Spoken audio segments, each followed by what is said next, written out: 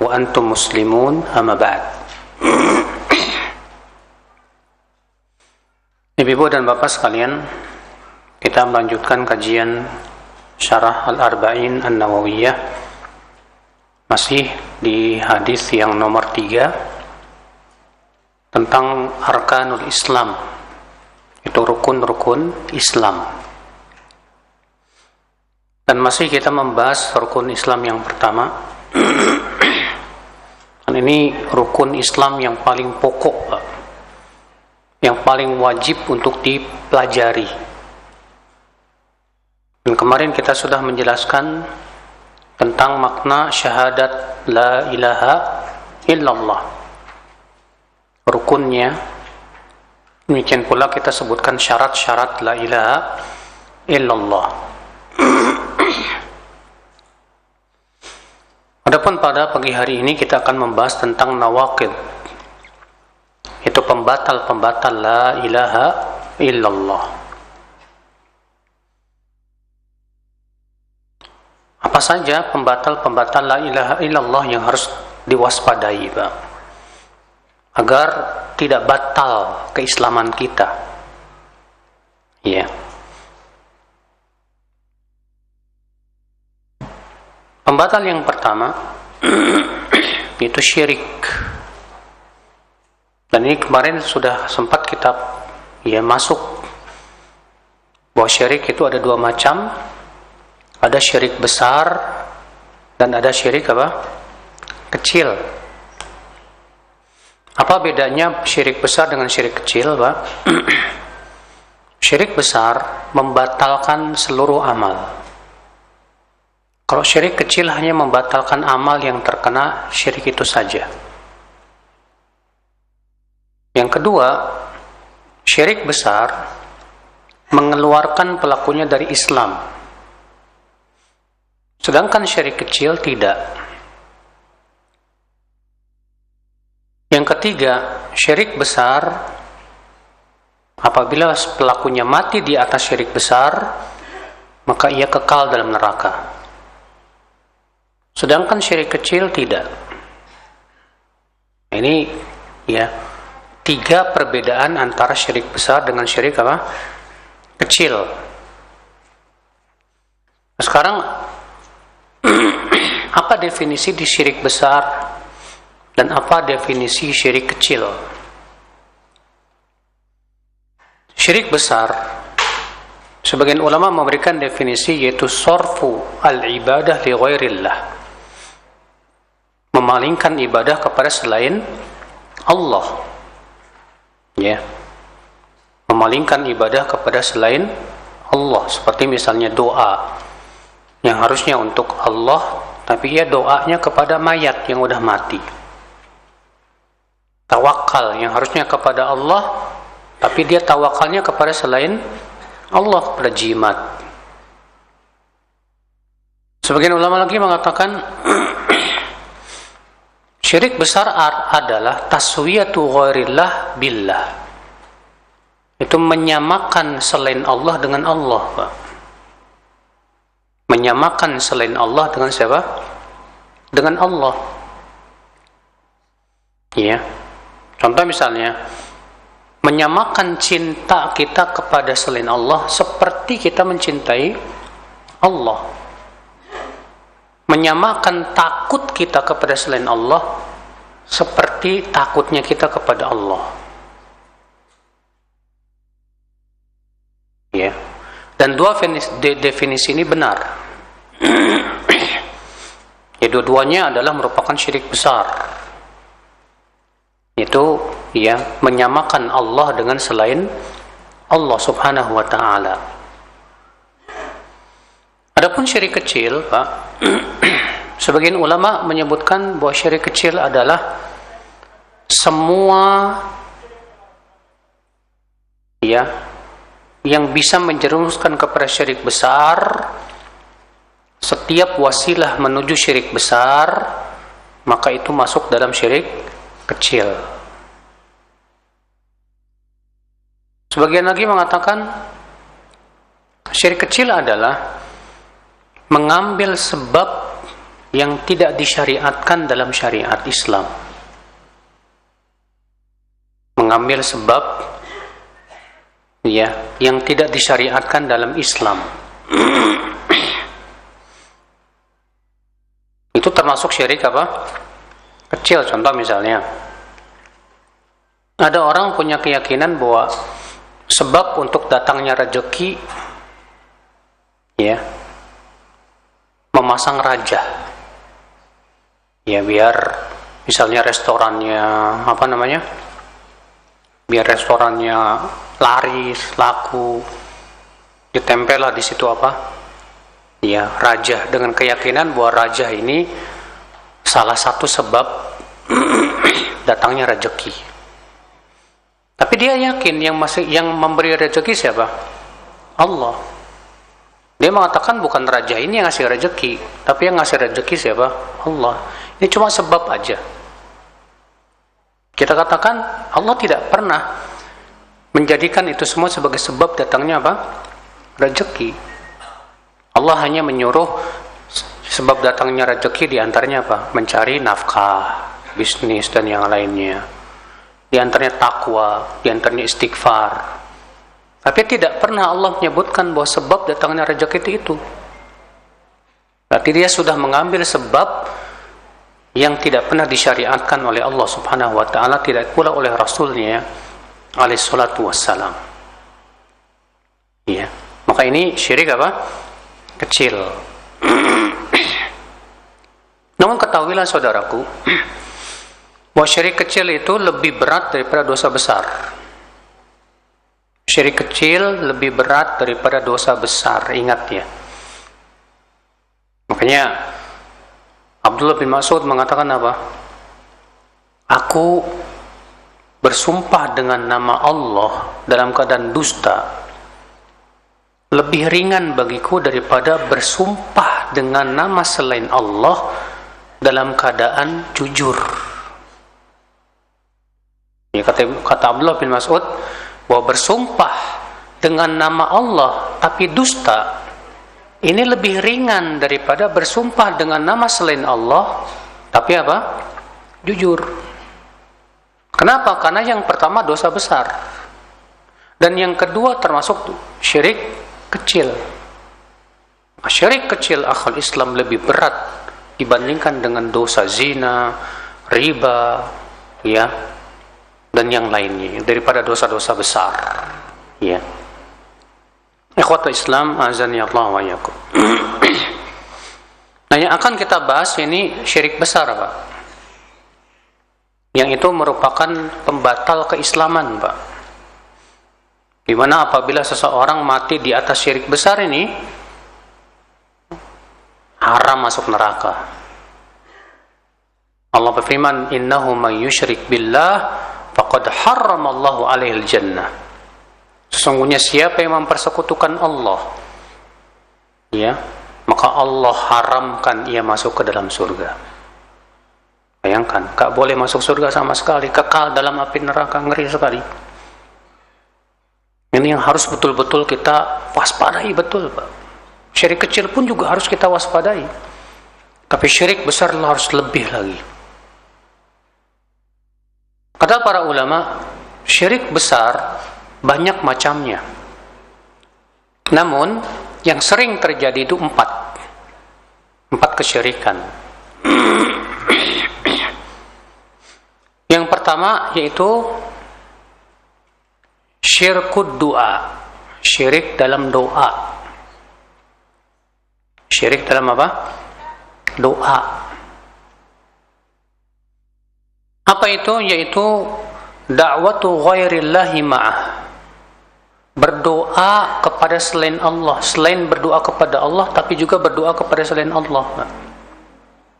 Seperti ada orang datang ke kuburan wali lalu berdoa kepada wali yang ada di kuburan, wahai ya Pak Wali misalnya, wahai Syekh Abdul Qadir Jailani misalnya, wahai Syekh Ahmad Badawi misalnya, ya.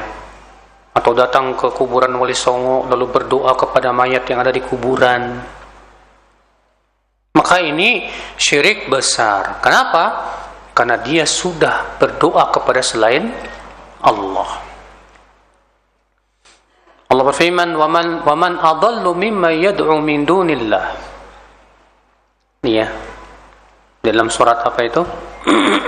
Al-Ahqaf ayat 5. Dan siapakah yang paling sesat dari orang yang menyeru selain Allah, yang berdoa kepada selain Allah? Allah mengatakan, Pak, manusia yang paling sesat di dunia ini orang yang berdoa kepada selain Allah. Iya. Allah juga berfirman, "Ud'uni astajib lakum." Berdoalah kalian kepadaku, aku pasti ijabah doa kalian. "Innal ladzina yastakbiruna an ibadati sayadkhuluna jahannama dakhirin." Sesungguhnya orang-orang yang bersombong untuk berdoa kepadaku, mereka pasti masuk neraka jahanam dalam keadaan terhina, kata Allah. Iya. Nah, ini namanya syirik doa, Pak. Itu berdoa kepada selain Allah. Berdoa kepada malaikat, berdoa kepada para nabi, berdoa kepada para wali. Semua ini syirik besar. Iya. Dan pelakunya disebut musyrik. Macam yang kedua, yaitu syirku al-mahabbah, syirik cinta. Syirik apa? Cinta. Apa itu syirik cinta? Yaitu mencintai selain Allah seperti mencintai Allah. Dalilnya yaitu surat Al-Baqarah ayat 165. Allah Ta'ala berfirman, "Wa minan nas man yattakhidhu min dunillahi andada yuhibbunahum kahubbillah."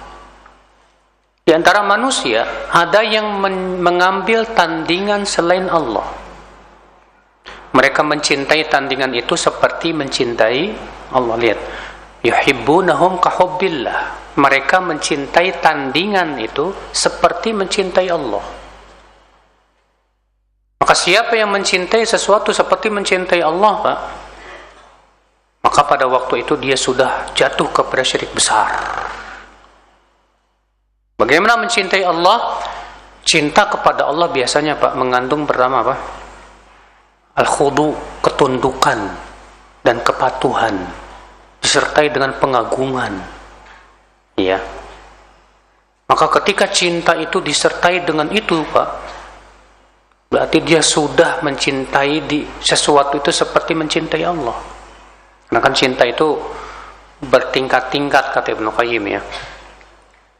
Tingkat yang paling dasar cinta itu namanya mahabbah.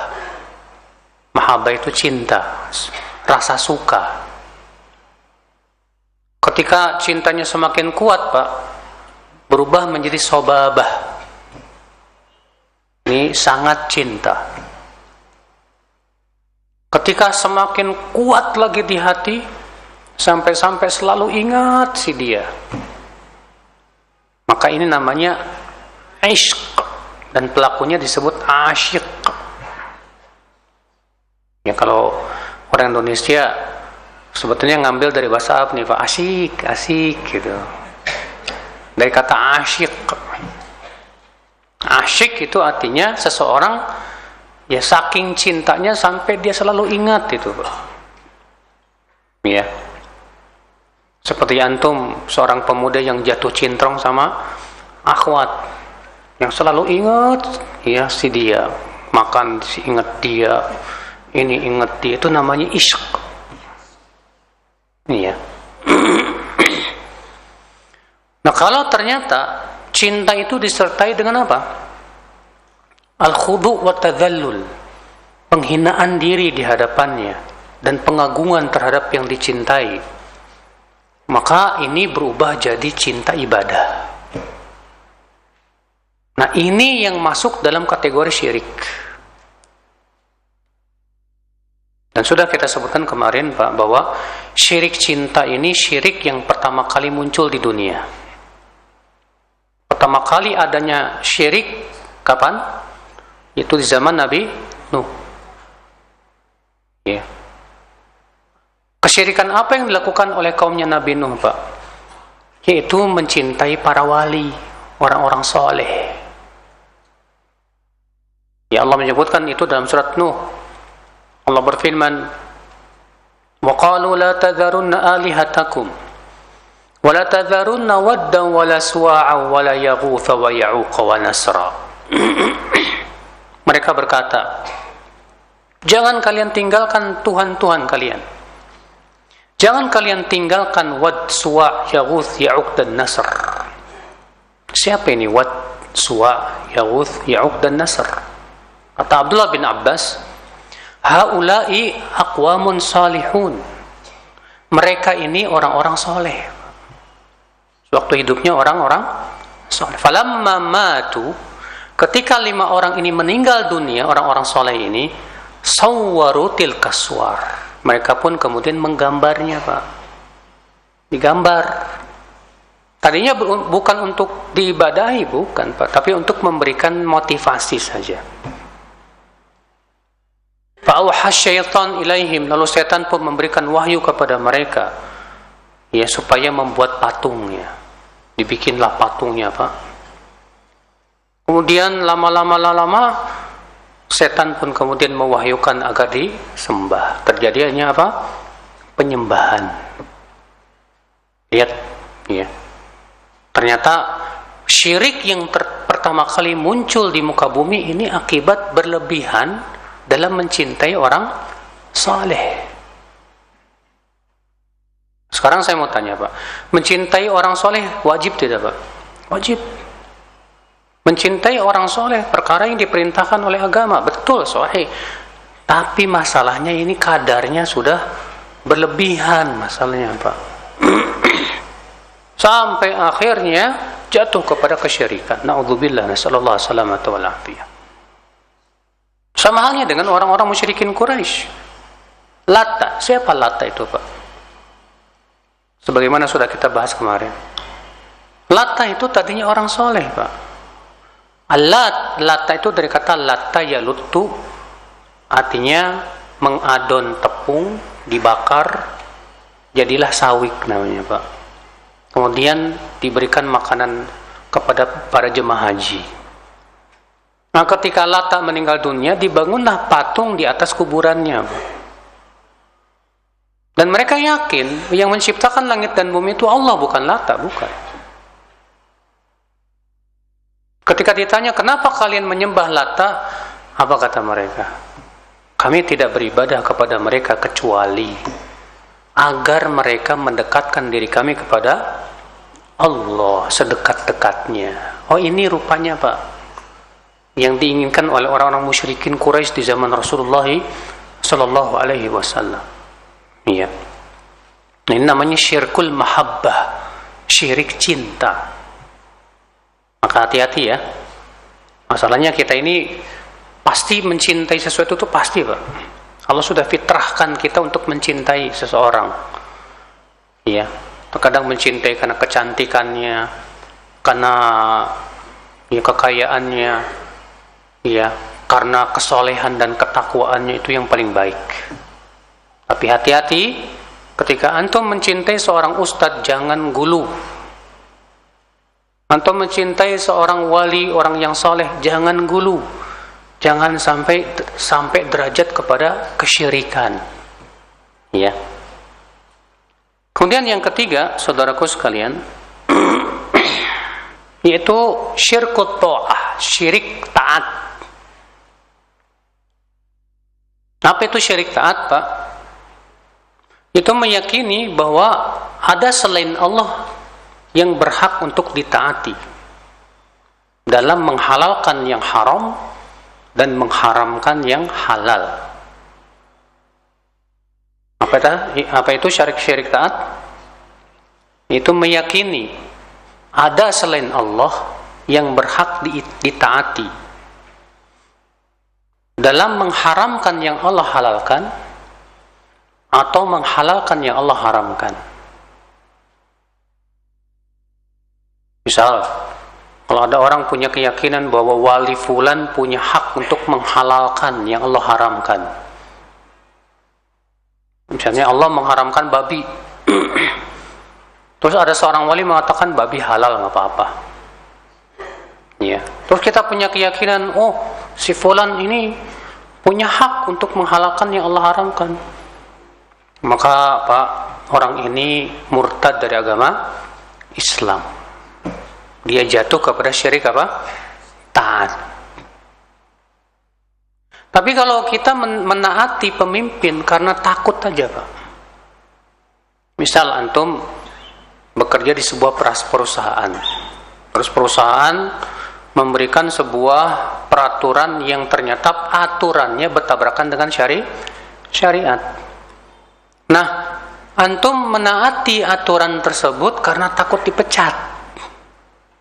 Karena takut apa? Dipecat. Ini masuk dalam syirik kecil, bukan syirik besar. Iya, ini masuk dalam syirik apa? Kecil, bukan dalam syirik besar. Kata Syekh Shalih Fauzan, hafizahullah. Maka dari itu hati-hati ya. Ketika kita menaati pemimpin kita karena takut dipecat, maka pada waktu itu kita masuk dalam syirik kecil. Tapi kalau kita menaati pemimpin kita dengan keyakinan bahwa pemimpin punya hak untuk menghalalkan apa yang Allah haramkan atau mengharamkan yang Allah halalkan, maka ini sudah masuk dalam pembatal keislaman, Pak. Dan pelakunya murtad. Iya. Kemudian yang keempat, saudaraku, itu syirkun niyah. Apa itu syirik niat? Apakah riya termasuk syirik besar membatalkan keislaman? Tidak. Syirik niat yang dimaksud yaitu seseorang ya menginginkan dari amalnya itu sebatas kehidupan dunia dan tidak mengharapkan akhirat sama sekali. Imam Al-Qurtubi mengatakan, kalau ada orang yang beramal solehnya itu 100% hanya untuk dunia, menurut beliau ini masuk dalam syirik besar. Ya. Karena seorang muslim, Pak, pasti ketika beramal soleh ada nilai karena Allahnya, Pak. Cuma masalahnya kan ketika kita beramal soleh karena Allah, suka ada niat yang kedua tuh, Pak. Niat yang keduanya apa coba? Niat karena selain Allah. Antum misalnya sholat duha karena Allah, tapi juga ada niat biar rezekinya lancar. Berarti ada tidak niat menginginkan kehidupan dunia dari amal kita? Maka kalau seperti ini, kata Imam Suyuti, dilihat mana yang paling dominan. Kalau yang lebih dominan karena Allahnya, maka dia dapat pahala. Kalau yang lebih dominan bukan karena Allahnya tapi karena dunianya, maka dia dapat dosa dan tidak dapat pahala. Dan kalau karena Allah dan karena dunianya seimbang 50-50, maka tasaqata, saling berguguran, nggak dapat pahala, nggak dapat apa? Dosa, nol. Iya, hati-hati mas, jangan sampai kita ibadah niatnya karena dunianya ini, Pak. Iya. Cuma terkadang masalahnya begini, Pak. Kita ini kurang yakin dengan janji Allah, Pak. Contoh, Rasulullah SAW bersabda, siapa yang silaturahim, siapa yang ingin dipanjangkan umurnya dan diluaskan rezekinya, hendaklah ia menyambung silaturahim. Sekarang saya mau tanya, kalau bapak atau ibu silaturahim 100% karena Allah saja, tidak mengharapkan dua tadi, dikasih nggak sama Allah dua? Nah,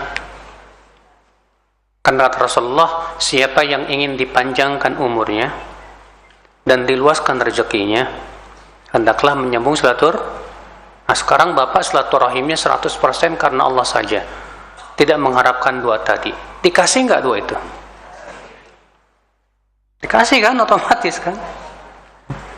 Jadi sebetulnya nggak perlu kita niatin pengen dapat itu sebetulnya, Pak. Karena itu sudah janji Allah, sudah kewajiban kita mengikhlaskan ibadah aja selesai. Adapun janji Allah pasti dikasih, Pak. Nah sekarang antum silaturahim niatnya hanya untuk dua itu saja dan tidak mengharapkan wajah Allah. Ya, pahala nggak dapat. Pahala nggak dapat. Dan juga belum tentu dapat dua itu. Maka dari itulah akhwal Islam, saudara-saudaraku seiman, azani Allah wa iyyakum. Di sini penting sekali ya. Kemudian ada lagi syirik besar, contohnya apa? Syirkul khauf, syirik takut. Apa itu syirik takut? Takut kepada sesuatu untuk memberikan manfaat atau mudarat kepada dirinya, Pak, tanpa izin Allah. Misalnya antum takut kualat, ya, sesuatu itu bisa memberikan mudarat kepada antum. Maka kalau antum punya keyakinan bahwa sesuatu itu bisa memberikan mudarat tanpa izin Allah, ini masuk dalam syirik besar. Karena wajib kita yakini yang bisa memberikan mudarat hanya siapa? Allah. Yang bisa memberikan manfaat hanya Allah. Selain Allah tidak bisa sama sekali, kecuali dengan izinnya. Kalau Allah izinkan baru bisa. Nah, saudaraku seiman, azani Allah wa iyyakum. Ini akhi, ini namanya syirik besar. Ini pembatal yang pertama, Pak. Apa pembatal yang pertama? Syirik. Syirik yang mana? Syirik besar apa syirik kecil? Syirik besar. Ya. Pembatal yang kedua, man ja'ala bainahu wa bainallahi wasa'it yad'uuhum wa yas'aluhum asy-syafa'ah wa yatawakkal 'alaihim. Itu orang yang menjadikan perantara antara dirinya dengan Allah, di mana ia berdoa kepada perantara tersebut dan bertawakal kepada perantara tersebut. Maksudnya gimana? Misal, Bapak datang ke kuburan wali, Pak. Lalu Bapak punya keyakinan bahwa wali ini perantara antara Bapak dengan Allah. Paham tidak? Bapak meyakini wali ini bisa memberikan syafaat tanpa izin Allah. Lalu Bapak minta kepada wali itu dan berdoa serta tawakal kepada wali itu. Paham tidak? Dengan keyakinan bahwa wali ini akan bisa menyampaikan doa kita kepada Allah dan mendekatkan kita kepada Allah. Dan inilah kesyirikan orang-orang musyrikin Quraisy. Sudah kita sebutkan tadi, Pak. Siapa Lata? Lata itu orang soleh. Orang-orang musyrikin ketika ditanya, siapa yang menciptakan langit dan bumi? Apa kata orang musyrikin? Allah.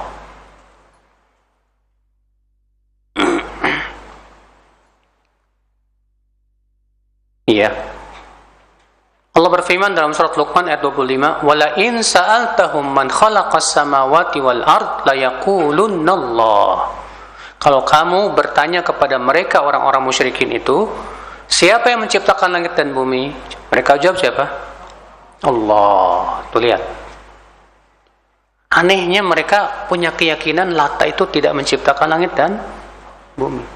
Nah, ketika mereka ditanya, kenapa kamu menyembah Lata? Apa kata mereka, Pak? Allah sebutkan dalam surat Az-Zumar ayat 3. Walladzina takhadhu min dunihi awliya ma na'buduhum illa liyuqarribuna ila Allahi zulfa. Dan orang-orang yang mengambil tandingan selain Allah itu, mereka berkata, kami tidak beribadah kepada mereka kecuali agar ibadah kami kepada mereka itu mendekatkan diri kami kepada Allah. Jadi, Pak, orang musyrikin Quraisy memalingkan ibadah kepada wali ini, kepada Lata ini, Pak. Di mana mereka berdoa kepada Lata, tawakal kepada Lata, tujuannya supaya itu semua bisa mendekatkan diri kepada Allah dengan cara seperti itu. Maka siapa yang datang ke kuburan wali lalu ia minta berdoa kepada wali, minta syafaat kepada wali, tawakal kepada wali, dan dia punya keyakinan bahwa perbuatan ini bisa mendekatkan dirinya kepada Allah, sama dengan kaum musyrikin Quraisy. Apa bedanya? Ya, paham kan Pak? Ibu paham kan? Apa yang dimaksud dengan mengambil perantara, ya, dalam berdoa kepada Allah. Ya. Baik. Pembatal yang ketiga. Man lam yukaffiril musyrikin aw syakka fi kufrihim wa sahhaha madhhabahum. Siapa yang tidak mengkafirkan, ya, kaum musyrikin atau ragu untuk mengkafirkan mereka, atau membenarkan keyakinan mereka. Ya. Pertama apa? Semua yang sudah dikafirkan oleh Allah dan Rasulnya wajib kita yakini kekafirannya, Pak. Semua yang dikafirkan oleh Allah dan Rasulnya wajib kita yakini kekafirannya. Wajib itu, Pak. Contoh, Allah mengkafirkan Yahudi tidak? Maka wajib tidak kita yakini bahwa Yahudi kah? Allah mengkafirkan Nasrani tidak? Dalam Al-Quran, iya. Allah mengatakan tegas, laqad kafara alladzina qalu innallaha thalithu thalathah. Sungguh telah kafir orang yang mengatakan Allah itu tiga dari yang tiga. Tegas Allah mengkafirkan. Nah, lalu kita nggak mau mengkafirkan mereka, berarti sama saja kita tidak setuju dengan Allah. Atau setidaknya kita ragu, mereka kafir apa enggak sih? Padahal Allah dan Rasulnya sudah jelas mengkafirkan, Pak. Paham tidak, Pak? Beda dengan orang Muslim yang jatuh kepada kekafiran. Nah, si Muslim ini sudah berhak dijadikan kafir apa belum? Kita jadi ragu nih. Ya, karena kan untuk mengkafirkan seorang Muslim yang jatuh kepada kekafiran harus dipenuhi syarat-syaratnya. Apa syaratnya? Ditegakkan hujah dulu, dihilangkan syubhat, barangkali dia terkena apa? Syubhat. Maka yang seperti ini tidak masuk di dalam pembatal keislaman. Iya. Jadi yang dimaksud dengan pembatal yang ketiga ini, yaitu tidak mau mengkafirkan orang yang sudah jelas dikafirkan oleh Allah dan Rasulnya, Pak. Adapun kemudian kamu tidak mau mengkafirkan orang yang saya kafirkan, ini bahaya, Pak. Misalnya Bapak mengkafirkan hakim ini, lalu ada orang nggak mau mengkafirkan yang Bapak kafirkan. Oh, kamu kafir. Nah, ini manhaj khawarij. Manhaj apa? Khawarij. Iya. Kita katakan kepada orang ini, maaf mas, yang kamu kafirkan itu kan berdasarkan ijtihad kamu, bahwa dia sudah sampai kepada apa? Kekafiran, dan dia muslim masalahnya nih. Yang lain mengatakan belum sampai kekafiran, kamu sudah mengatakan kafir, lalu kamu memaksakan pendapat kamu bahwa siapa yang saya kafirkan harus kafir, dan siapa yang tidak mau mengkafirkan orang yang saya kafirkan, dia kafir. Wah, berat nih, Pak. Ini madhab khawarij. Karena masalah hak kafir mengkafirkan itu hak Allah dan Rasulnya. Kalau sudah jelas Allah dan Rasulnya dalam Al-Quran dan hadis mengkafirkan, wajib kita yakini kekafirannya. Tapi masalahnya ini berhubungan dengan seorang Muslim yang jatuh kepada apa? Kekafiran. Di mana sudahkah terpenuhi syarat-syaratnya untuk dikafirkan apa belum? Ini kan tidak sembarangan, Pak. Ini masalah berat. Makanya Imam Al-Qurtubi berkata apa? Babut takfir babun khatir. Bab masalah kafir mengkafirkan itu bab yang berbahaya. Amsaka ya minhul fuhul fasalimu. Para ulama terdahulu hati-hati dalam masalah kafir mengkafirkan, mereka selamat, Pak. Dan banyak orang yang sembrono dalam mengkafirkan, maka mereka celaka. Kenapa Khawarij itu Pak disebut oleh Rasulullah sebagai anjingnya neraka? Akibat serampangan dalam mengkafirkan.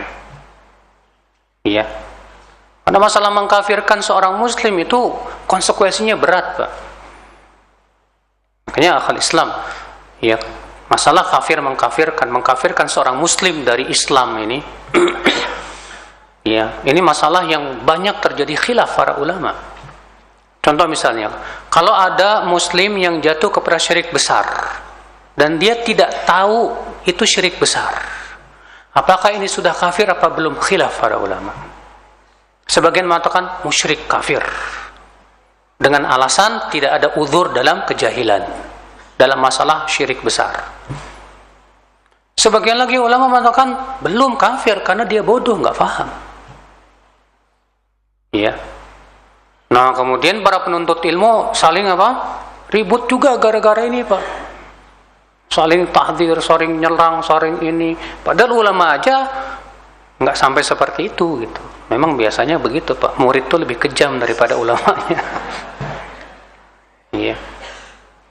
Ikhwatul Islam azani Allah wa iyyakum. Nah, ini saudaraku sekalian, azani Allah wa iyyakum. Jadi pembatal yang ketiga ini itu orang yang tidak mengkafirkan orang-orang musyrikin, yaitu orang-orang yang sudah jelas oleh Allah dan Rasulnya dikafirkan. Adapun seorang muslim yang jatuh kepada kekufuran, kemudian kita belum berani mengkafirkannya, ya, maka yang seperti ini tidak masuk dalam pembatal yang ketiga ini, Pak. Ya. Ada sebuah kaidah yang bagus dari Al-Wazir bin Hubairah. Beliau mengatakan, al-khata' fil afwi khairun min al-khata' fil uqubah. Salah dalam memaafkan lebih baik daripada salah dalam memberikan sanksi. Maka salah ketika kita mengkafirkan lebih berat dibandingkan salah ketika kita belum berani mengkafirkan. Sebab kalau kita mengkafirkan kemudian ternyata salah hukumnya di sisi Allah, itu kekafiran kembali ke kita, Pak. Sebagaimana Rasulullah SAW sabda, man qala li akhihi ya kafir. Siapa yang berkata kepada saudaranya, hai kafir, faqad ba'a biha ahaduhuma, akan kembali kepada salah satu dari keduanya. Ya, kalau ternyata vonisnya benar, masuk tuh, Pak. Wa illa, tapi kalau ternyata vonisnya salah, kata Rasulullah, faraja'a ilaih, akan balik lagi ke yang memvonis. Ya, makanya Imam Al-Qurtubi mengatakan para ulama besar hati-hati dalam masalah kafir mengkafirkan. Sementara kita lihat banyak penuntut ilmu tidak hati-hati dalam mengkafirkan. Mudah sekali mengkafirkan. Sampai-sampai ada ya ustadz yang dengan gelar LC juga kayak saya, Pak. Ya. Mengatakan apa? Apa sih susahnya buat ngomong si fulan kafir? Ya gampang kok untuk mengatakan kafir, la ilaha illallah. Sementara para ulama jelas, tegas mengatakan masalah kafir mengkafirkan ini berat, Pak. Iya. Bahkan Syekh Muhammad bin Abdul Wahab mengatakan tidak boleh sembarangan orang masuk dalam dunia kafir mengkafirkan ini. Harus orang-orang yang betul-betul kokoh keilmuannya. Iya. Baik, kita masuk pembatal yang keempat. Man i'taqada anna ghairu hadin Nabi sallallahu alaihi wasallam aqbal min hadi atau anna hukma ghairihi ahsan min hukmi. Itu orang yang meyakini, Pak, bahwa ada petunjuk selain petunjuk Nabi lebih baik daripada petunjuk Rasulullah. Ada hukum selain hukum Islam yang lebih baik. Ya. Maka orang, contoh misalnya, ada orang yang berhukum dengan hukum selain Allah, dengan keyakinan bahwa hukum selain Allah ini, Pak, setara dengan hukum Allah. Semua ulama sepakat orang ini batal Islamnya, Pak. Ini termasuk pembatal ke Islam. Apalagi kalau dia punya keyakinan bahwa hukum selain Allah ini lebih baik daripada hukum Allah. Karena seorang mukmin, Pak, orang muslim yakin bahwa hukum Allah itu pasti yang terbaik. Kalau dia beriman kepada Allah, dia pasti yakin dong Allah lebih tahu daripada hambanya, ya nggak, Pak? Siapa yang lebih tahu tentang kemaslahatan manusia, Allah atau kita? Allah. Berarti hukum yang Allah turunkan dan syariat yang Allah turunkan untuk hambanya harusnya lebih baik, tidak, Pak? Jelas dong. Tapi ini punya keyakinan bahwa hukum selain Allah ini, yang buatan, tentunya buatan manusia ya, lebih baik daripada hukum Allah. Sama saja mengatakan,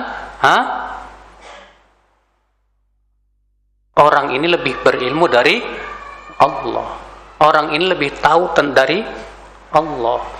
Oh, ini jelas, Pak, penghinaan besar terhadap Allah Subhanahu wa taala. Ya. Beda, Pak, dengan orang yang berhukum dan hukum selain Allah, tapi dia punya keyakinan bahwa ini tidak boleh, haram. Cuma masalahnya dia melakukan ini karena bisa jadi ditekan, ketakutan, atau misalnya karena ngikutin hawa nafsu. Seperti halnya siapa? Najasyi di zaman Rasulullah Sallallahu Alaihi Wasallam. Najasyi masuk Islam tidak, Pak? Ibu-ibu, masuk Islam kan Najasyi? Masuk Islam. Ketika Najasyi masuk Islam, berhukum dan hukum Allah tidak? Tidak. Tapi ketika Najasyi meninggal dunia, disolat gaibkan nggak sama Rasulullah? Rasulullah pun mengumumkan tentang kematian Najasyi. Ya, Rasulullah pun dan para sahabat solat gaib untuk Najasyi.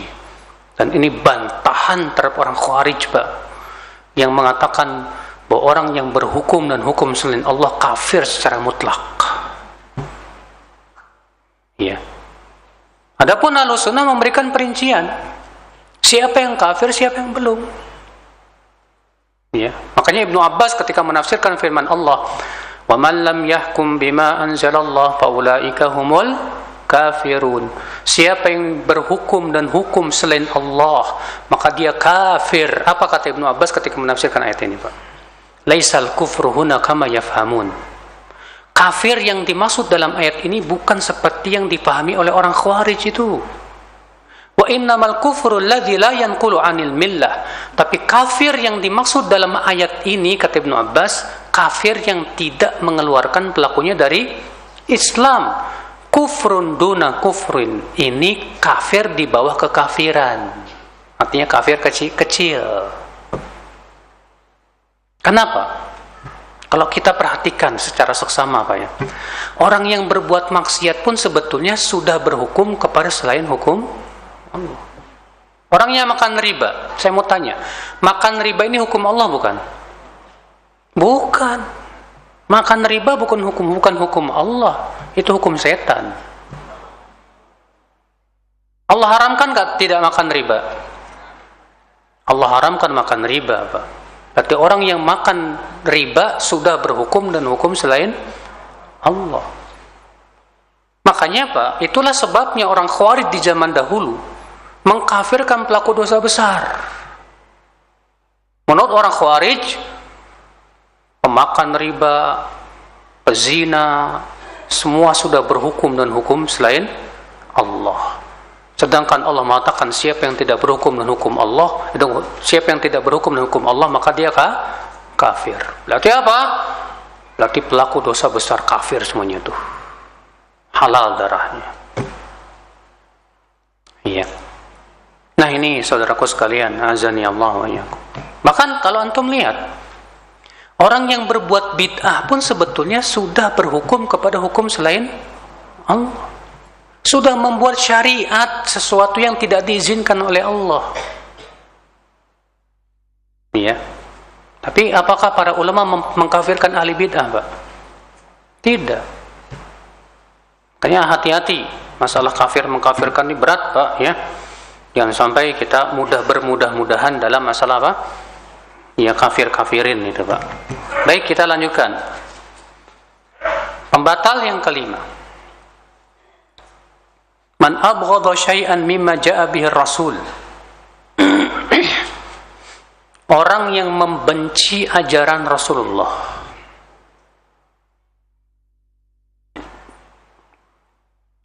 Orang yang membenci apa? Ajaran Rasulullah sallallahu alaihi wasallam. Maka ini dengan kesepakatan ulama batal Islamnya, Pak. Tapi para ulama mengingatkan kepada kita, Pak, bedakan antara membenci perbuatan dengan membenci pensyariatan. Contoh, poligami boleh nggak dalam Islam, Pak? Boleh. Sekarang kalau ada istri tidak suka di poligami, apakah berarti dia benci kepada syariat Allah? Belum tentu. Makanya kalau seorang istri benci sama suami yang kawin lagi, lalu suaminya berkata, "Mah, kamu sudah jatuh kepada pembatal keislaman." Kenapa? Karena kamu sudah membenci ajaran Rasulullah. Rasulullah membolehkan poligami, kok kamu malah tidak suka? Berarti kamu sudah batal Islam kamu. Kita katakan, kamu suami goblok. Gak paham. Para ulama membedakan antara membenci perbuatan dengan pensyariatan. Kalau si istri ini membencinya dari syariatnya, saya benci sama syariat poligami, na'am, batal Islamnya. Tapi si wanita ini berkata, saya tidak benci syariat poligami, ini sudah ketentuan Allah, ya, asal jangan suami saya deh. Iya. Saya sih setuju, nggak apa-apa, itu syariat Allah, gimana lagi, saya setuju, asal jangan suami saya. Apakah kemudian kita katakan pelakunya kafir, Pak? Ya enggak lah. Ya, setiap manusia, setiap wanita pasti ada fitrah, dia tidak mau dimadu, Pak. Nggak mau suaminya apa? Kawin lagi. Tapi ketika suaminya kawin lagi, nah itulah memang ujian terberatnya wanita. Iya, ujian terberatnya wanita di situ. Ikhwatul Islam, azani Allah wa iyyakum. Jadi bedakan ya antara benci kepada apa? Perbuatan dengan benci kepada pensyariatan. Iya. Dibedakan oleh para ulama itu. Mana dalilnya bahwa membenci syariat atau ajaran Rasul itu membatalkan? Itu firman Allah Subhanahu wa taala dalam surat Muhammad ayat 9. Dzalika ayat 8 dan 9. Walladzina kafaru fata'sal lahum wa adalla a'malahum. Dan orang-orang kafir itu celaka mereka dan sesat amalan mereka. Dzalika bi annahum karihu ma anzalallah. Yang demikian itu dikarenakan mereka membenci apa yang Allah turunkan. Fa ahbata a'malahum, maka Allah batalkan semua amal mereka. Maka lihat, Pak, perhatikan. Jangan sampai kita membenci syariat Allah Azza wa Jalla. Ya. Yakini bahwa syariat Allah itu pasti semua maslahat, Pak. Perintah yang Allah perintahkan pasti maslahat. Dan semua yang Allah larang pasti mengandung mudarat besar. Kalau kita berpikir dengan secara seksama, ya, kita akan dapatkan bahwa syariat Allah ini syariat yang luar biasa untuk kehidupan manusia. Tapi kalau mikir syahwat, dia tidak akan suka kepada syariat Allah biasanya, Pak. Iya. Pembatal yang keenam. Man istahza'a bi syai'in min dinir Rasul. Orang yang istihza, memperolok agama Rasulullah SAW, memperolok Allah atau memperolok ayat-ayatnya atau memperolok Rasulnya, ya. Misalnya ada orang memperolok bahwa Al-Quran itu ayat-ayat setan misalnya. Wah, ini jelas kafir, murtad dari agama Islam. Atau memperolok ya Rasulullah SAW dengan membuat karikaturnya. menghina Rasul sallallahu alaihi wasallam. Jelas ini murtad dari agama Islam. Atau misalnya memperolok ya ajarannya. Nah, kalau terkadang ada orang tidak tahu kalau ini ajaran Rasul. Paham tidak, Pak? Dia tidak tahu kalau ini ajaran Rasul, maka yang seperti ini belum dikafirkan. Misalnya ada orang tidak tahu kalau jenggot ini ajaran Rasul, dikira itu cuma budaya Arab aja misalnya. Kemudian dia mengejek orang yang berjenggot karena ketidaktahuannya bahwa jenggot itu ajaran Rasul. Maka yang seperti ini belum dikafirkan. Berbeda kalau dia sudah tahu jenggot itu ajaran Rasul, sudah paham bahwa Rasul berjenggot, tetap saja dia memperolok, maka ini bisa jadi batal Islamnya, Pak. Iya, hati-hati. Mana dalilnya? Itu surat At-Taubah ayat 566. Allah berfirman, "Qul abillahi wa ayatihi wa rasulihi kuntum tastahzi'un." Katakan, apakah kepada Allah, ayat-ayatnya dan Rasulnya kalian memperolok? La ta'tadhiru, kalian jangan minta alasan lagi. Qad kafartum ba'da imanikum, sungguh kalian telah kafir setelah keimanan kalian. Gara-garanya apa? Ayat ini turun gara-garanya apa? Itu dalam sebuah peperangan ada orang berkata begini, "Ma ra'ayna arghab butunan wa ajbanahum indal liqa min qurra'ina." Kami belum pernah melihat orang yang paling doyan makan dan paling pengecut dalam perang dari Muhammad dan sahabat-sahabatnya. Min Muhammadin wa ashabi. Dia mengejek dalam rangka bercanda. Ya, katanya kami belum pernah melihat orang yang paling doyan makan, yang paling pengecut dalam perang dari Muhammad dan sahabat-sahabatnya. Rupanya orang ini terdengarlah oleh seorang sahabat. Apa kata sahabat ini? "Kadzabta, kamu dusta. Sungguh aku akan melaporkan ucapan kamu kepada Rasulullah SAW." Ya. Maka sahabat ini datanglah kepada Rasulullah, ternyata ayat sudah mendahului. Allah mengatakan, apakah kepada Allah ayat-ayatnya ya dan Rasulnya kalian memperolok? Seorang mukmin, Pak, nggak mungkin mengucapkan kata-kata seperti ini, Pak, mengejek Allah dan Rasulnya. Orang yang mengagungkan Allah dan Rasulnya, Pak, nggak mungkin mengejek Allah dan Rasulnya. Maka kalau ada yang mengejek Allah dan Rasulnya atau ayatnya, itu menunjukkan kekufuran. Ini ya, ini namanya al-istihza. Kemudian yang keberapa? Pembatal keislaman yang ketujuh, yaitu sihir. Apa itu? Sihir.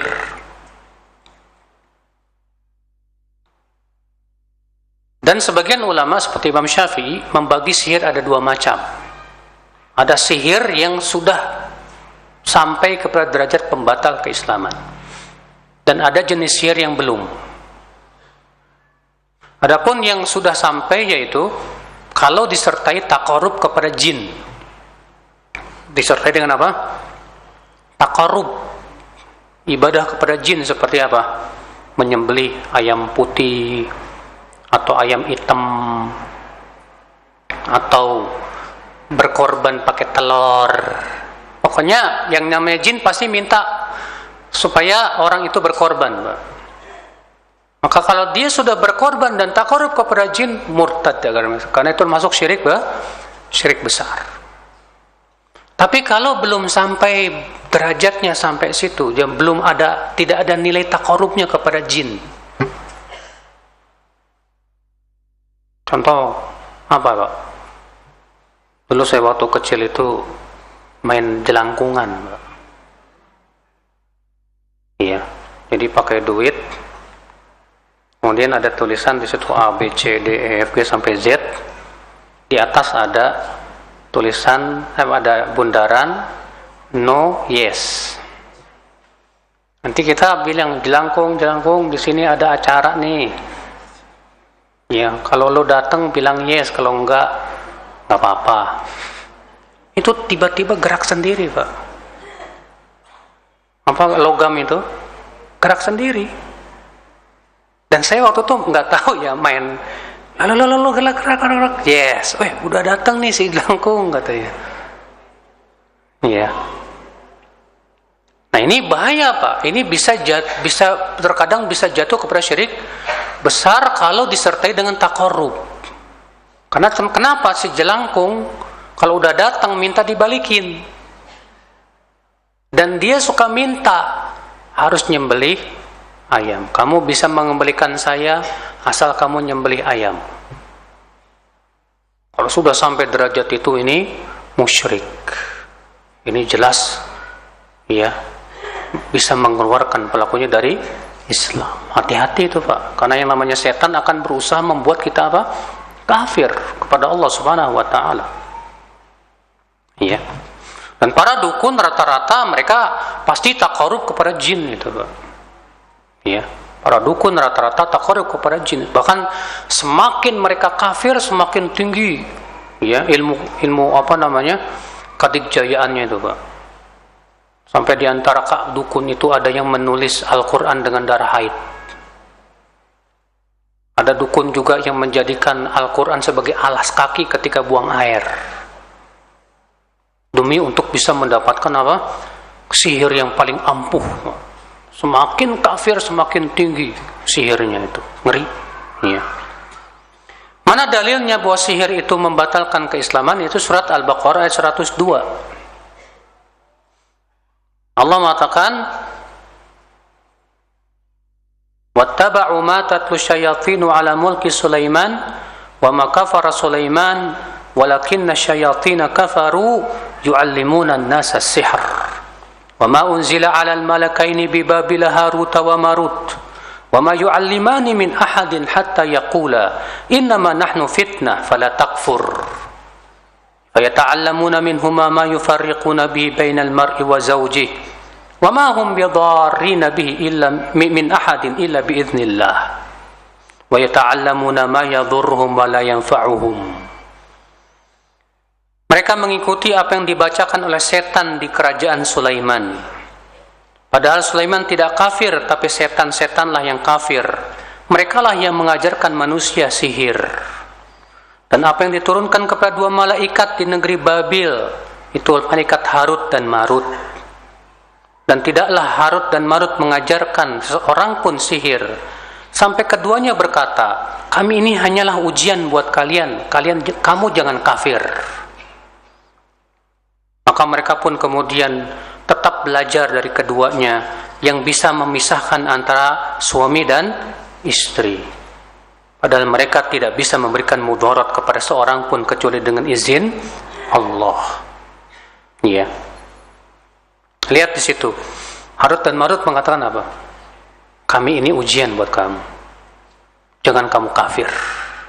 Sehingga dijadikan dalil oleh para ulama berarti orang yang belajar sihir kafir. Ya. Pembatal yang ke-8, mudhaharatul musyrikin wa muawanatuhum 'alal muslimin. Itu membantu kaum musyrikin untuk menyerang kaum muslimin, Pak. Membantu kaum musyrikin untuk menyerang kaum muslimin. Membantu orang-orang kafirin untuk menghabisi orang Islam. Ya. Dalilnya mana? Yaitu surat Al-Maidah ayat 51. Allah berfirman, "Ya ayyuhalladzina amanu la tattakhidhul yahuda wan nasara awliya ba'dhuhum awliya'u ba'd wa man yatawallahum minkum fa innahu minhum innallaha la yahdil qaumadh dhalimin." Ya, orang-orang yang beriman, jangan kalian mengambil Yahudi dan Nasrani sebagai aulia. Aulia itu jamak dari wali. Apa makna wali? Yang kita berikan loyalitas kepadanya, baik dia teman setia ataupun pemimpin. Ya. Sebagian mereka adalah wali untuk sebagian yang lain. Maka siapa yang memberikan loyalitas kepada mereka, maka ia termasuk golongan mereka. Sesungguhnya Allah tidak memberikan hidayah kepada orang-orang yang zalim itu. Ya. Pembatal yang ke-9. Pembatal ke-9, man i'taqada anna ba'dhan nas yas'ahul khuruj an syari'atin nabi. Itu keyakinan bahwa ada orang yang boleh keluar dari syariat Rasulullah sallallahu alaihi wasallam. Ini seperti halnya keyakinan orang sufi, Pak. Orang sufi itu punya keyakinan orang yang sudah sampai derajat ma'rifat, maka tidak perlu ikut syariat Rasul lagi. Makanya kata mereka, orang yang sampai derajat ma'rifat, tidak perlu sholat lagi. Ya. Antum lihat, mereka-mereka ini pas adzan tuh Pak, pulang ke rumah. Orang-orang pergi ke masjid, dia pulang ke rumah. Ketika ditanya, kok kamu nggak ke masjid? Apa jawabnya, Pak? Beda makom.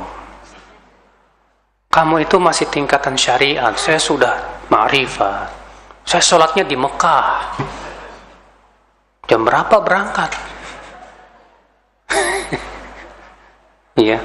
Kalau misalnya zuhur jam 12, terus kamu berangkat jam berapa sholat zuhurnya? Ya berangkatnya sebelum zuhur lah ke Mekah. Jadi sono masih jam 8 mas. Belum zuhur. Balik lagi kamu nanti. Ya Allah musta'an. Itu kedustaan mereka Pak. Makanya sampai-sampai di antara mereka Pak punya keyakinan apa? Wali itu boleh minum arak nggak masalah. Karena wali itu kalau minum arak katanya kalau sudah sampai ke kerongkongan jadi air putih. Betul Pak. Saking mereka sangat mengkultuskan para walinya seperti punya keyakinan seperti itu. Makanya tidak aneh kalau ada wali menghamili santriwatinya. Sebab dari keyakinan ini Pak, Ibu. Karena menurut mereka orang yang sudah sampai derajat ma'rifat tidak perlu terikat oleh syariat. Bahkan mereka punya keyakinan bahwa wali lebih tinggi dari Nabi dan Rasul. Apa kata Abul Bistam, pentolannya orang sufi itu? Maqamun nubuwah fil barzakh. Kedudukan Nabi di alam barzakh. Fuwaiqar Rasul wa dunal wali. Di atas Rasul, di bawah wali. Jadi Nabi itu tengah-tengah. Ya, di atas Rasul, di bawah wali. Berarti yang paling tinggi siapa? Wali. Kalau Ahlussunnah punya keyakinan yang paling tinggi Rasul, di bawah Rasul Nabi, di bawah Nabi siapa?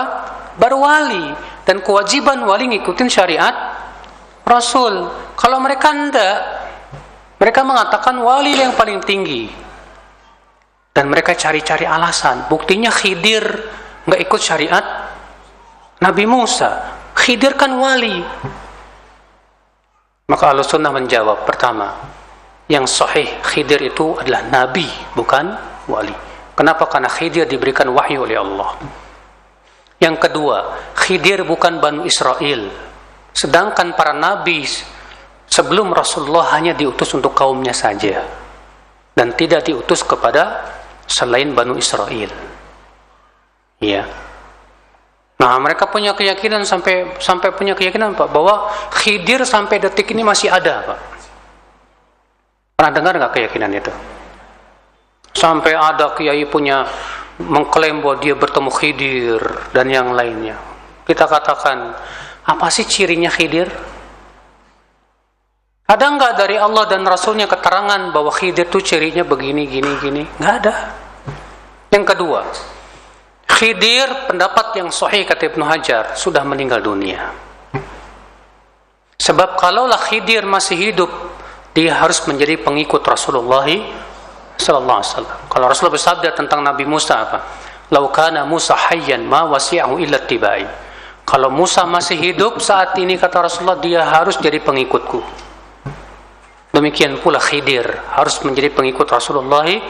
Kalau masih hidup berarti harusnya berjihad bersama Rasulullah, salat Jumat bersama Rasulullah. Ini enggak kedengeran. Iya. Adapun riwayat yang mengatakan bahwa Rasulullah ketemu Khidir ketika di hari Arafah, itu hadisnya palsu, Pak. Dibuat-buat oleh orang-orang sufi itu, Pak. Sumpah pikiran.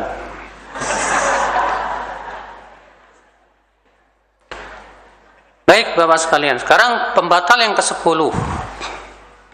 Al-i'rad an dinillah. Yaitu berpaling dari agama Allah. Apa maksudnya berpaling dari agama Allah? Ditafsirkan oleh Ibnu Qayyim dalam kitab beliau, Madarijus Salikin, yaitu dia tidak membenarkan Islam tapi juga tidak mendustakan Islam, dan tidak pula dia mau mempelajari Islam. Dia mengatakan, saya tidak membenarkan Islam loh, tapi saya juga tidak mendustakan Islam. Ya. Nah, ini makna daripada al-i'rab. Kata beliau, kata Ibnu Qayyim, la yusaddiqu wa la yukadzibuh wa la yuwalihi wa la yu'adih.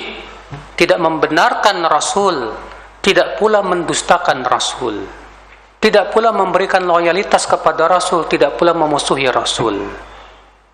Ya. Ini i'rab namanya, berpaling dari Islam.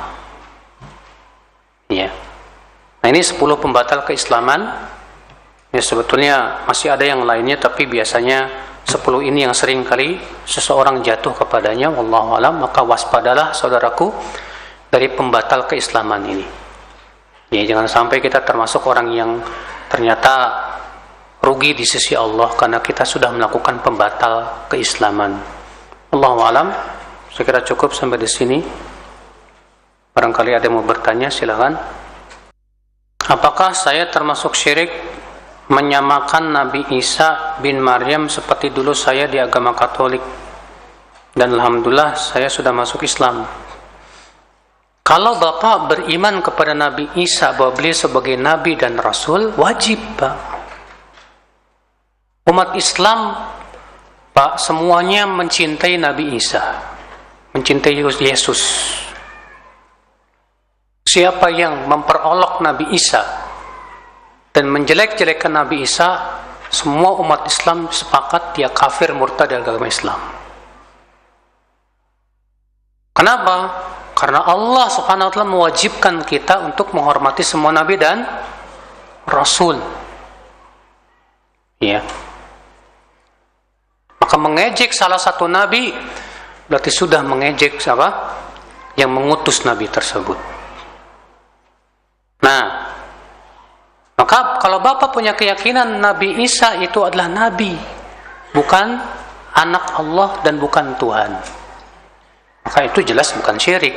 Tapi kalau Bapak punya keyakinan bahwa saya sudah masuk Islam, Ustaz, tapi saya masih meyakini bahwa Yesus itu Tuhan, ya Bapak hakikatnya belum masuk Islam.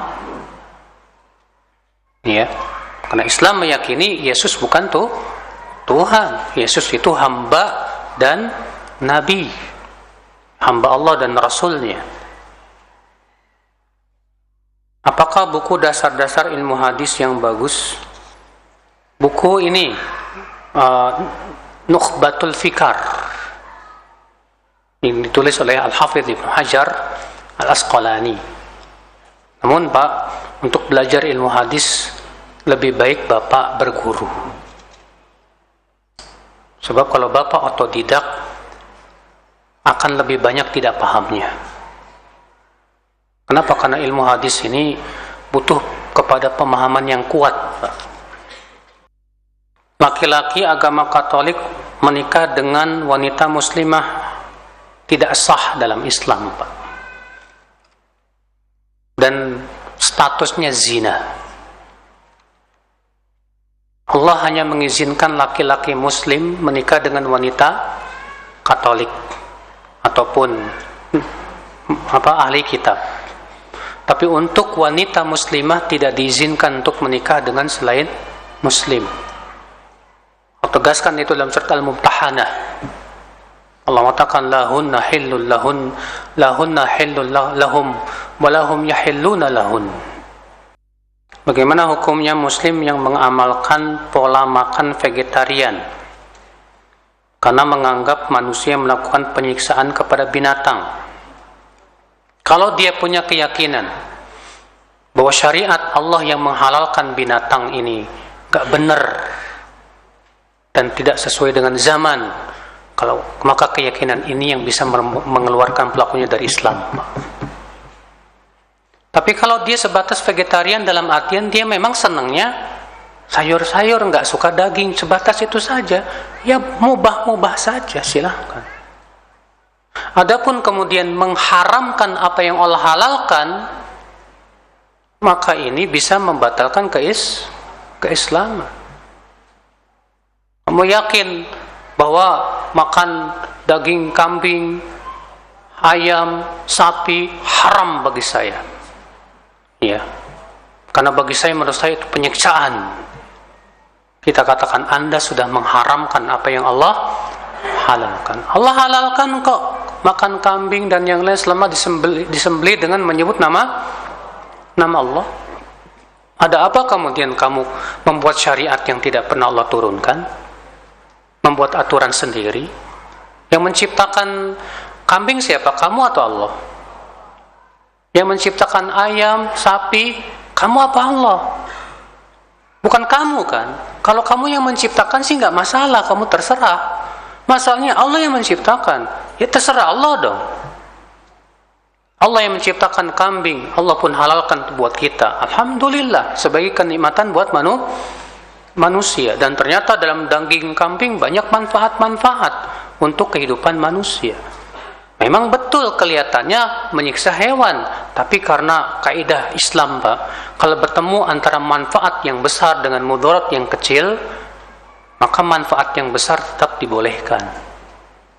Ada mudaratnya sedikit dibandingkan dengan manfaat yang besar. Iya. Nah, akhal Islam, azani Allah wa yakum. Allah ciptakan adanya binatang buas. Karena untuk apa, Pak? Semua untuk keseimbangan dalam alam ini, Pak. Bayangkan, wah itu binatang buas itu kok makan kuda, sapi. Kenapa Allah tidak ciptakan binatang buas vegetarian juga, nggak kayak ente gitu kan?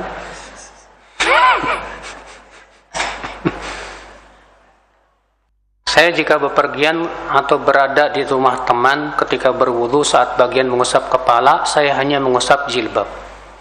Begitu juga saat mencuci kaki, saya hanya mengusap kaos kaki. Hal ini saya lakukan karena malas melepas jilbab yang besar. Apakah dibolehkan? Kalau kamu berada di tempat yang memang sulit untuk melepaskan jilbab atau kerudung, ya, boleh mengusap dengan syarat sebelum memakai kerudung atau kaos kaki sudah berwudu. Adapun kalau sebelumnya belum berwudu, wajib lepas wajib mengusap rambut. Makanya di zaman sekarang kok gampang kok. Banyak sekarang yang namanya kerudung itu tinggal pakai aja. Pas mau usap rambut tinggal ditarik ke depan, masukin tangan ke dalam, usap. Iya. Beda kalau kerudungnya, Pak, pakai peniti sana sini, ribet gitu, Pak. Susah gimana? Ya boleh seperti ini kalau memang keadaannya susah, kata para ulama, al-masyaqqah tajlibut taisir. Sesuatu yang sulit mendatangkan kemudahan.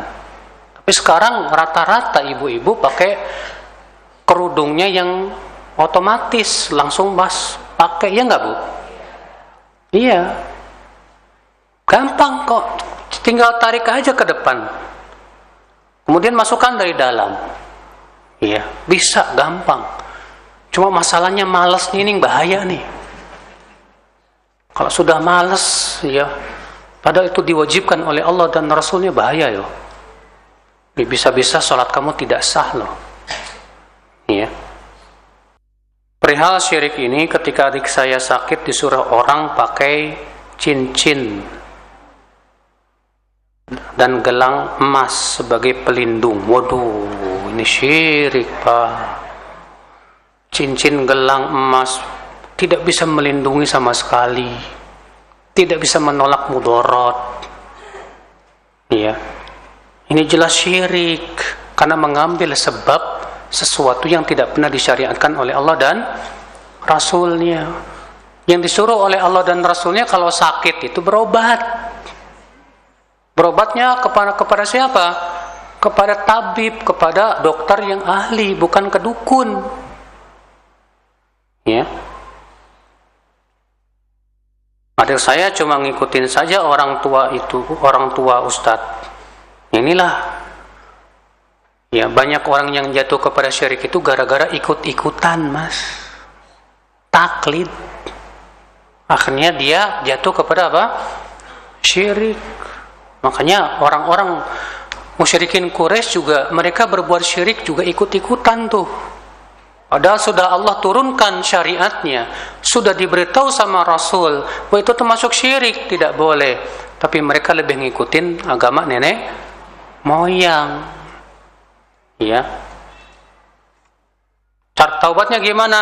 Cara taubatnya karena dia tidak tahu ya kewajiban dia adalah taubat dengan taubat yang nasuh. Dan taubat nasuh memenuhi 3 syarat. Yang pertama menyesali perbuatan tersebut. Yang kedua, ya, meninggalkan perbuatan dosa itu. Dan yang ketiga, bertekad untuk tidak pernah lagi balik lagi. Ada saudara murtad, ustadz, tapi masih suka sholawat, yang gak ada manfaatnya lah. Murtad dari agama Islam, tapi masih senang sholawat, tetap gak ada manfaatnya. Ya. Kalau mau masuk Islam, apakah harus syahadat? Kalau dia murtad, wajib dia syahadat. Bagaimana derajat hadis berikut ini? Dari Aisyah radhiyallahu anha, tidak termasuk golonganku orang yang membaca Al-Quran tidak dengan lagu. Lafaz hadisnya begini, laisa minna man lam yataghanna bil Quran. Bukan termasuk golonganku orang yang tidak melagukan Al-Quran. Nah, kata-kata man lam yataghanna ini khilaf para ulama maknanya apa?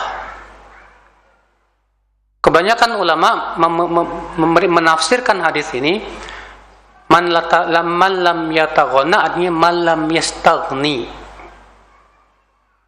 Ya. Artinya bukan dari golonganku orang yang tidak merasa cukup dengan Al-Qur'an. Sebagian ulama lagi mengatakan maknanya yang tidak melagukan Al-Qur'an. Namun yang rajih pendapat yang pertama. Bahwa makna malam yataghanna di sini malam yastaghni. Iya. Namun terjadi khilaf para ulama. Apakah membaca Quran disyariatkan dilagukan atau tidak? Menjadi dua pendapat ulama. Pendapat Imam Malik mengatakan tidak disyariatkan.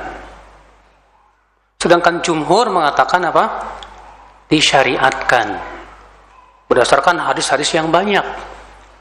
Di antaranya hadis bahwa Rasulullah SAW mendengarkan Abu Musa al-Asy'ari yang sedang sholat tahajud. Dan beliau suaranya indah sekali, bagaikan seruling. Kemudian di pagi harinya Rasul memberitahu, hai Abu Musa, semalam aku mendengarkan bacaan Quran. Apa kata Abu Musa? Wahai Rasulullah, kalau aku tahu engkau mendengarkan bacaanku, lahabbartuhu laka tahbira. Aku akan semakin merdukan suaraku. Ya. Berarti memerdukan suara disyariatkan tidak, Pak? Disyariatkan. Ya. Demikian pula hadis yang lainnya. Di mana itu semua menunjukkan bahwa memerdukan suara itu disyariatkan, Pak. Bahkan menambah kekhusyuan. Ya. Cuma masalahnya apa? Yang diwanti-wanti oleh para ulama adalah ada sebagian pemuda pertama apa? Belajar apa sih? Lagu. Belajar apa? Belajar lagu langgem gitu, Pak. Ada bayati, ada kurdi, ada ini. Maka kata para ulama, ini semua tidak sesuai dengan petunjuk salaf. Para sahabat tidak pernah mempelajari bagaimana lagunya Rasulullah SAW dalam membaca Quran. Banyak di antara kita, saya pengen lagunya kayak Musyari Rasyid. Yang satu lagi pengen kayak Hani Rifai. Kata Syekh Bakar, ini semua makruh. Ini semua hukumnya apa? Makruh. Tapi hendaklah seseorang membaca Quran sesuai dengan kemampuan masing-masing. Iya. Jadi nggak perlu dipelajari, nggak perlu. Apalagi ada yang sampai baca Quran dengan lagu dangdut, Pak. Soalnya, anak pernah itu waktu di Bogor, sholat taraweh, ini baca Quran apa dangdutan ini, Allah ya Rabbi. Iya. Ngeri. Yang kedua, hadis Ibnu Abbas, bukan termasuk golonganku orang yang menyetubuhi istri yang sedang hamil, nggak sahih. Hadis Tabrani, tidaklah bagi seorang istri yang menghabiskan harta suaminya kecuali dengan izin suaminya. Lafadznya adalah la yajuzu limra'atin atiyah min ghairi idzni wali zaujiha. Tidak boleh seorang wanita menginfakkan atau memberi harta kecuali dengan izin siapa? Suaminya. Begitu. Bukan menghabiskan, Pak, tapi memberikan harta suami untuk disedekahkan. Ya, makanya para ulama membedakan antara menggunakan harta suami dengan menggunakan harta sendiri. Kalau misalnya si istri punya harta sendiri, Pak, boleh nggak si istri menginfakkan harta sendirinya itu tanpa izin siapa? Suami. Jumhur mengatakan boleh. Kenapa? Karena itu harta dia, bukan harta suami. Namun dianjurkan untuk minta izin ke suami. Supaya apa? Ya, untuk menjaga perasaannya.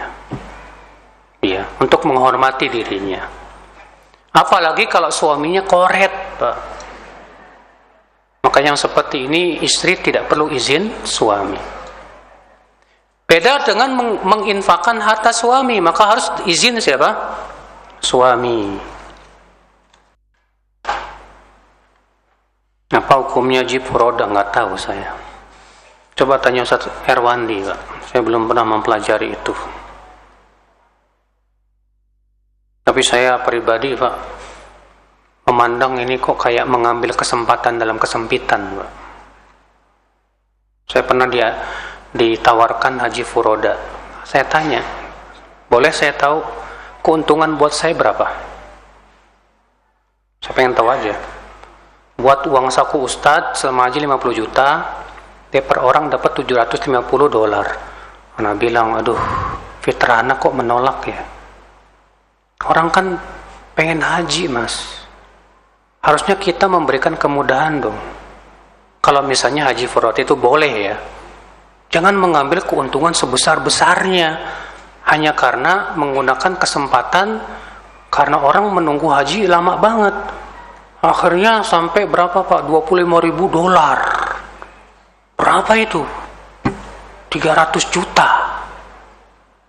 Ternyata mengambil keuntungannya besar sekali, Pak. Aduh, kata saya, maaf, ini saya nggak sesuai nih dengan fitrah saya nih. Seharusnya ya mudahkan orang untuk haji. Ini kan amalan mulia, Nabi bilang. Orang susah sekarang mau haji nungguin sampai puluhan tahun. Terus kita gunakan mengambil kesempatan yang sebesar-besarnya tuh. Saya kayaknya nggak sesuai fitrah saya. Jadi gimana Ustadz? Enggak deh. Walaupun keuntungannya gede banget sih sebetulnya ya. Lumayan sekali haji bisa beli Innova tuh, Pak. Tapi saya fitrahnya nggak bisa nerima, Pak. Iya. Boleh nggak jual beli orang tua sama anak? Boleh, nggak apa-apa. Misalnya orang tua jual kendaraannya kepada anak, nggak masalah, silahkan. Ya, cuman harusnya anak harus tahu diri. Ya, udahlah Pak, saya beli harganya yang mahal aja, nggak apa-apa buat bapak. Ya. Harusnya misalnya 200 juta dikasih 300 juta. Bagusnya begitu, tapi kalau nggak kuat ya gimana lagi.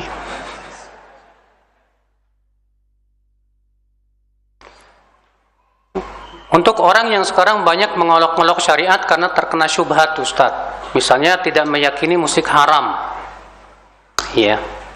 Akhirnya dia mengolok-olok orang yang mengharamkan musik, ya seperti ini belum bisa dikafirkan, karena masih ada syubhat yang harus dihilangkan. Ya.